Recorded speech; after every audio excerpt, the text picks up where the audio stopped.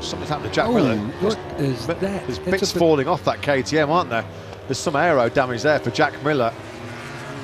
Something's flapping on that left-hand side. I think he lost a piece. Yeah, he's having a good look down there. What's happened here then to Miller's factory KTM? Don't know. Well, we're back. So he's coming up now. This is right at the top end of the circuit. Into turn 9 we go. Oh, I see.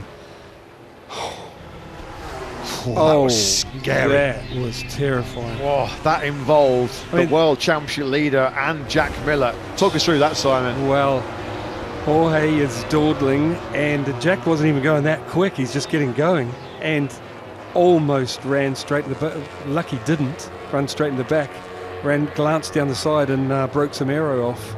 But that shows how close it was. I don't know what Jorge was doing. Yeah, Miller himself had looked over his shoulder, I think, to see who was following him too. So, yeah, thankfully, both of them have emerged from that with just a bit of damaged area, because it could have been a lot worse. Oh, crikey! Jack was just looking back and almost got his head on the. Oh, that. So something's happened to Jorge at the same time, isn't he? Oh no, these guys are just slowed down. This is what is so dangerous about them slowing down on line.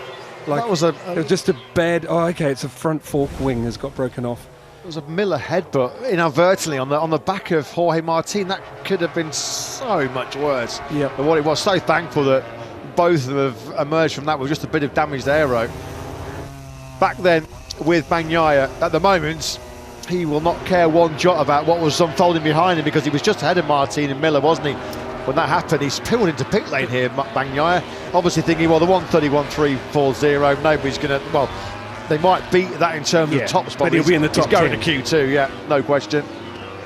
So, just before we get these laps coming in, the thing that I don't like about the dawdling bit is doing it in that acceleration area where another rider, I mean, you don't even have to look forward, meaning, you're meant to look forward, but meaning you're accelerating in that area. Slowing down in those areas is double scary.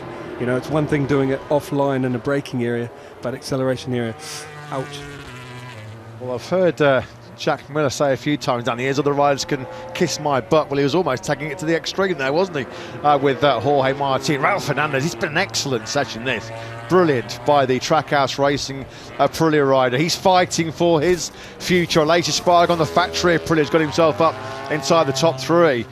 Two factory Aprilias inside the top 3 as it stands right now. Could get better as Ralph Fernandez. Bastianini's gone down. I thought I heard some noise in my headset. Wasn't sure if it was just maybe a bit of wind our microphones are picking up, but it's the Beast who's gone down. Of course, that will bring out yellow flags. He was on a good lap as well. Yeah, turn 8. That's a pretty rapid get-up as well here. Well, there aren't really too many slow crashes to be had, are there, around this fast and flowing Assen circuit.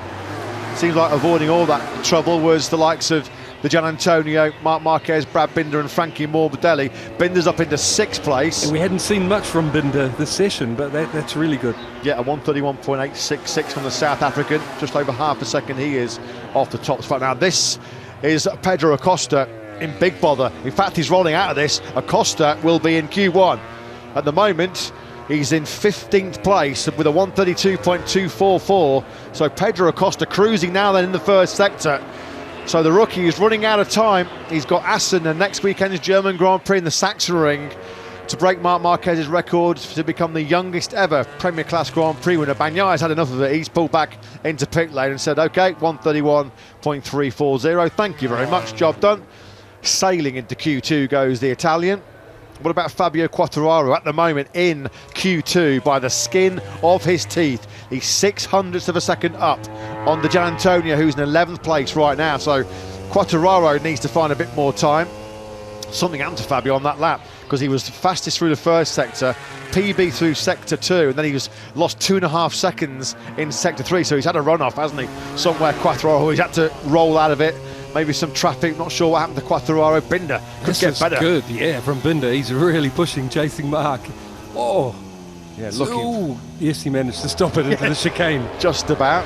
Well, he's always going to be late on the brakes into that final chicane now, isn't he, Brad Binder, after what Aleix Espargaro did to him at the last corner on the last lap in 2022. Binder stays in 6th place, getting a right good close look here at Marquez's potential on that Gresini Ducati. We won't see Pecco Bagnaia improve on his 131.340 because he's parked up in the pit lane. We might see the Maverick Vinales seize top spot here on the factory Aprilia. Vinales, winner in 3 separate categories here in Assen. Oh, that's his teammate Aleix Espargaro who's dumped it into the timber chicane. That's going to ruin some people's laps, including his teammates. Yeah, Vinales, a 131. Oh, no, he made it through, sorry.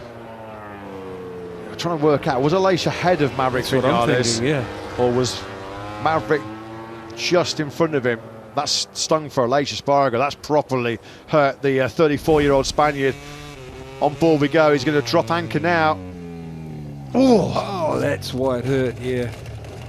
I was going to say, something's let go. Was it rear? Oh, yeah, that's an odd one. He's just along for the ride now. He's a passion. Look, his helmet face plants the screen. Oh, this is going to be a nasty. He's going to drop right on his coccyx here, isn't he? In front of his right bike. On his low. Oh, right on his lower back. Oh no, bike didn't get him.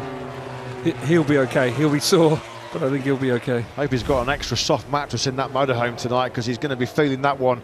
Aleix Espargaro. That was a big one to end the session. He's just being what a shame for everyone else coming through as well. Unfortunately, Aleix is not able to get away from the scene under his own steam here. The marshals and the medics, as always in Assen, well, as always all around the world, quickly on the scene. And Aleix Espargaro, unfortunately, being stretchered away from the scene of that late crash. He was briefly inside the top 3. Brilliant late attack by Alex Marquez. That's what I was looking at. Very good. Pedro Acosta, well, he will be in Q1.